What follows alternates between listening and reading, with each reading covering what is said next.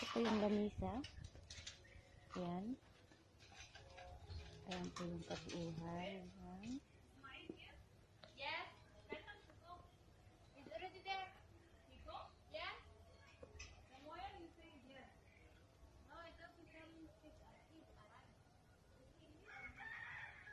Dito po kami mag-barbecue.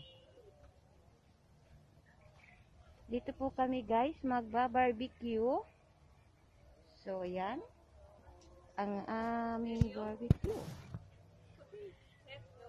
Yeah.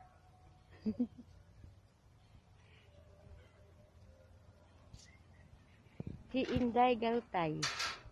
Busy. Ay, pika-pika dyan, Lumbi.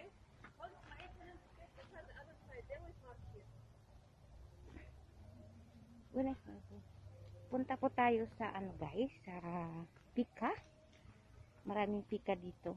Napakaraming hayop. Kumpleto po dito ng hayop dito sa farm. Pero hindi ko na po maiikot kasi po gabi na.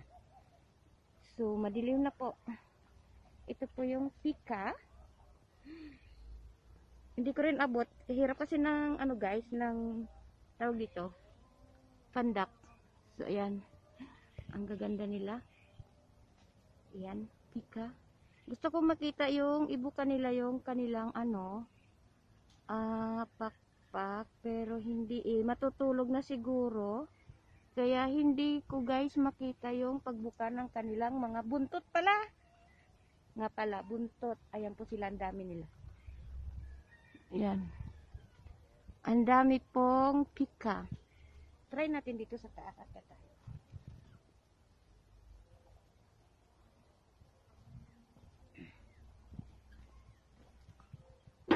Yay. Ayan. Ayan, yung pika. Ay, hindi po ibubuka yung kanilang mga buntot. Ayun po yung malaki. Ayun po isa yung malaki. Ayan. Ayun po malaki. Ayaw pong ibuka yung kanilang mga buntot. Ang gaganda po ng mga kulay. Pero guys, hindi nila. Matutulog na siguro kasi madilim na. So, ayan po sila. Ang dami nila. Doon naman po. Doon sa kabila, kambing. Ito po yung, alam nyo guys, dito tuloy ako sa Dubai, nakakita ng pugo. Ayan po ay pugo. Ganito pala kalalaki guys, yung mga pugo. Pero sa Pilipinas po, never po akong nakakita ng pugo. Itlog po. Itlog guys, nakakita ko ng itlog. Pero po yung pugo na ganyan, hindi ho ako nakakita sa Pilipinas. Ayan, bahay ng pugo. So, hindi ko makarating po ako sa kabila. Ayan po sa mga kambing at saka